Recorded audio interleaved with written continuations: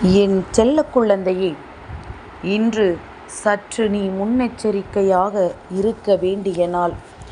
ஏனென்றால் வேண்டும் என்றே உனக்கு சோதனைகளை கொடுக்க ஒருவர் உன்னை தேடி வருகின்றார். என் தங்கமே, அவர் யார் என்றும், எதற்காக உன்னை தேடி வருகிறார் என்றும், எப்படி உன் வாழ்க்கையில் உனக்கு சோதனைகளை கொடுக்க முயற்சி செய்கிறார் என்றும் அம்மா தெளிவாக சொல்கின்றேன். இதை கேட்டு என் பிள்ளை, நிச்சயமாக உன் மனதிற்குள் இருக்கின்ற சில குழப்பங்களை தீர்த்து கொள்வதோடு மட்டுமல்லாமல் உன் வாழ்க்கையில் உன்னை சுற்றி வருகின்ற பிரச்சனையில் இருந்தும் உன்னை நீ காத்து கொள்ள வேண்டும். என் பிள்ளையே, வாழ்க்கையில் எத்தனையோ சோதனைகளை கடந்த உனக்கு மீண்டும் ஒரு சோதனையா என்று நினைக்கின்ற அளவிற்குத்தான் இந்த பிரச்சனை இன்று உன் வாழ்க்கையில் வந்திருக்கின்றது. என் குழந்தையே, நீ என்ன நினைக்கின்றாய் தெரியுமா? அம்மா, நான் உண்டு, என் வேலை உண்டு என்று இருந்து கொண்டிருக்கின்றேன். என் வாழ்க்கையில் என்னை சுற்றி நடக்கின்ற பிரச்சனைகளை எல்லாம் கண்டு நான் ஓடி ஒளிய நினைத்தாலும் என்னால் ஒளிய முடிவது கிடையாது. எல்லா பிரச்சனைகளையுமே தாங்கிக் கொண்டு நான் இந்த வாழ்க்கையை கடந்து சென்று கொண்டிருக்கின்றேன்.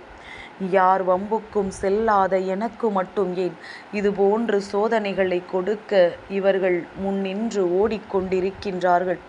இவர்களை தடுத்து நிறுத்திவிடக் கூடாதா? இவர்களுக்கு நல்ல புத்தியினை நீ வழங்கிவிடக் கூடாதா என்று என் பிள்ளை, நீ என்னை பார்த்து கேட்கின்றாய்.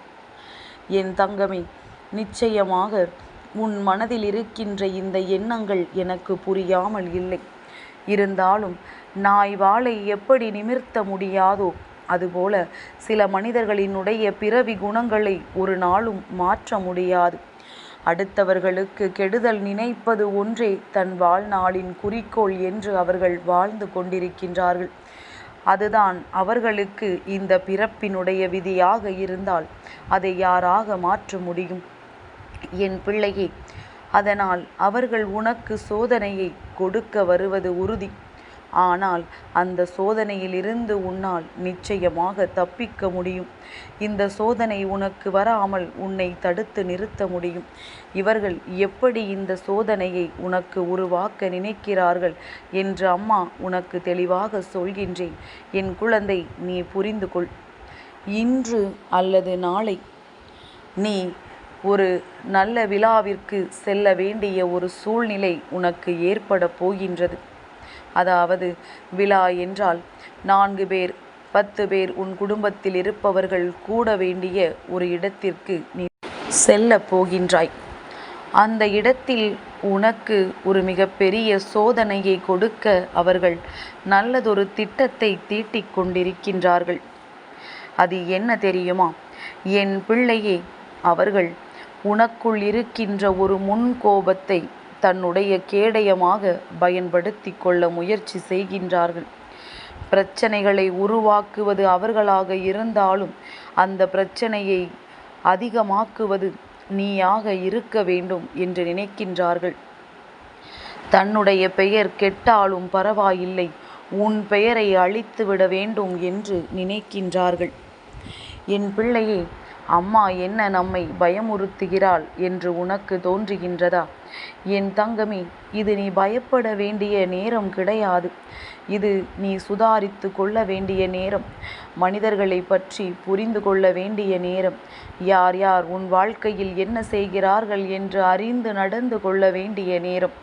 இது போன்ற நேரங்களில் என் பிள்ளை, நீ சரியாக நடந்து கொண்டால் இந்த வாழ்க்கையை யார் நினைத்தாலும் எதுவும் செய்துவிட முடியாது. அப்படித்தான் என் பிள்ளையின் வாழ்க்கையிலும் இன்று நடந்து கொண்டிருக்கிறது இந்த விஷயங்கள். என் பிள்ளை, அம்மா, நான் என்னவாக ஆகப் போகின்றேன், எங்கே போகின்றேன், எனக்கு வழிகள் தெரிந்தும் என்னால் சரியாக எதையுமே சென்று சேர முடியவில்லையே. இது போன்ற இக்கட்டான நேரத்தில் இது போன்ற மனிதர்களையும் நான் அடையாளம் கண்டுகொள்ள வேண்டுமா? வாழ்க்கையில் கஷ்டங்கள் எனக்கு எந்நாளும் இருந்து கொண்டிருக்கிறதே என்று புலம்புகின்ற என் பிள்ளை, முதலில் உன்னுடைய புலப்பத்தை நிறுத்திவிட்டு எந்த ஒரு விஷயத்தை உன்னுடைய பலகீனமாக நினைக்கின்றார்களோ அந்த விஷயத்திலிருந்து நீ வெளியில் வருவதற்குத்தானே முயற்சி செய்ய வேண்டும். அம்மா சொன்னவுடன் உன் மனதிற்குள் அதுதானே தோன்றி இருக்க வேண்டும். மாறாக உனக்கு கோபம் வருகின்றது. நான் எங்கே கோபப்பட்டேன் என்று நீ முன் கோபமடைகின்றாய். என் பிள்ளையே, அம்மா ஒரு விஷயத்தை உனக்கு சொல்கிறேன் என்றால் அதை சற்று அமைதியாக அமர்ந்து யோசித்து, நாம் எப்பேற்பட்ட சூழ்நிலையிலும் இன்று ஒருபொழுதும் கோபப்பட்டு விடக்கூடாது. ஏதேனும் நமக்கு பிடிக்காத விஷயமாக நடக்கிறது என்றால் அந்த இடத்தை விட்டு நகர்ந்து சென்று விட வேண்டுமே தவிர ஒரு பொழுதும் அங்கு நின்று கொண்டு வாயாடி கொண்டிருக்க கூடாது என்பதில் நீ தெளிவாக இருக்க வேண்டும். என் பிள்ளை, நீ நினைக்கலாம், அம்மா எனக்கென்று உணர்வுகள் இல்லையா? என்ன நடந்தாலும் தவறுகள் நடந்தாலும் நான் அதை கண்டுகொள்ளாமல் வர முடியுமா என்று நீ கேட்கலாம். என் பிள்ளையே, மற்ற நாட்கள் போல இந்த நாள் இல்லை. ஒருவரினுடைய சூழ்ச்சியினால் நீ இதனை செய்ய போகின்றாய். அதனால் இந்த சூழ்ச்சி வலைக்குள் சிக்கிக் கொள்ளாமல் நீ தப்பித்து கொள்ள வேண்டும். உன் வாழ்க்கையில் நீ செய்ய நினைக்கின்ற விஷயங்களை தவறான பாதையில் உன்னை அழைத்து செல்ல அவர்கள் காத்து கொண்டிருக்கின்றார்கள். அவர்கள் நினைப்பதை உண்மையாக்கி விடாமல் உன் மனதில் இருக்கின்ற தேவையற்ற எண்ணங்களை எல்லாம் வெளியில் எடுத்து தூக்கி போட்டுவிட்டு சரியாக என் பிள்ளை இன்று நீ நாளையும் நடந்து கொண்டால் உனக்கு பல நல்ல திருப்பங்கள் வாழ்க்கையில் ஏற்படும். உனக்கு நல்லது செய்யவே கூடாது என்று நினைத்த ஒருவரின் மனது கூட பல நல்ல மாற்றங்களை அடையும். பரவாயில்லையே, இப்பொழுதெல்லாம் நல்லபடியாக தெரிந்துவிட்டார்களே, கோபத்தை விட்டு விட்டார்களே என்று எண்ணி உனக்கு நல்லதை செய்ய அவர்கள் முன் வந்து விடுவார்கள் என்பதனை மறந்து விடாதே. என் பிள்ளையை, அடுத்தவர்களின் மனதில் நீங்காத இடத்தை பிடிப்பதும் அல்லது அவர்களின் மனதை விட்டு வெளியேறுவதும் உன்னுடைய கையில் தான் இருக்கின்றது. உன்னுடைய குணத்தை பொறுத்து தான் இருக்கின்றது. நீ மற்றவர்களிடத்தில் எல்லாம் நல்ல பெயரை எடுத்துவிடக்கூடாது என்பதற்காக இவர்கள் செய்கின்ற சூழ்ச்சி வலைக்குள் நீ சிக்கிக் கொள்ளாதே. என் பிள்ளையே, உனக்கு நடக்கவிருக்கின்ற விஷயங்கள் எல்லாவற்றிலுமே உன் வாழ்க்கையில் உனக்கான அனைத்து நல்ல விஷயங்களும் தொடர்ச்சியாக நடக்கும் என்பதனை முதலில் நீ புரிந்து கொள். நல்ல நேரம், நல்ல வாழ்க்கை என்று உனக்கு கிடைக்கின்ற நேரத்தில் இது போன்ற மனிதர்களின் சூழ்ச்சிக்குள் சிக்கி உன் பெயரை நீ கெடுத்து கொள்ளாதே. என் பிள்ளையை, அம்மா சொல்லும் பொழுது நிச்சயமாக உனக்கு மனதிற்குள் ஏதோ ஒரு உறுத்தல் ஏற்படலாம். ஆனால் நடந்து முடிந்த பிறகு நீ உணர்ந்து கொண்டு இந்த தாயானவளுக்கு நிச்சயமாக நன்றி சொல்வாய். அம்மா, நீ அன்று சொல்லவில்லை என்றால் நான் இன்னமும் இதில் கவனமில்லாமல் தான் இருந்திருப்பேன். உன்னுடைய ஆசீர்வாதத்தினால் நான் தப்பித்து கொண்டேன் என்று நீ நினைப்பாய்.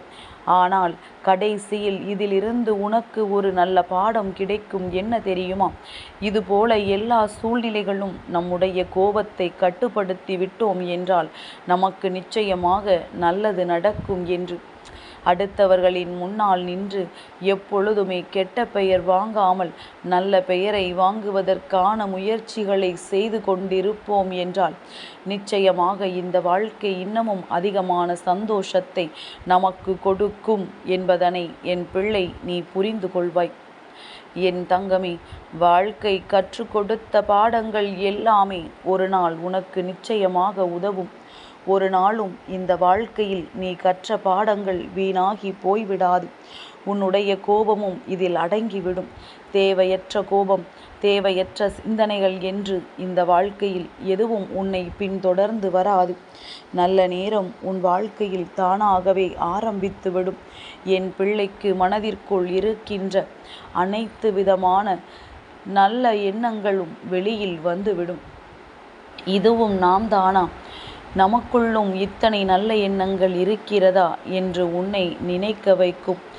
என் பிள்ளையை, நீ சோதித்த அத்தனை சோதனைகளிலுமிருந்து உனக்கே நல்லதொரு மனநிலையோடு விடுதலை கிடைக்கும்.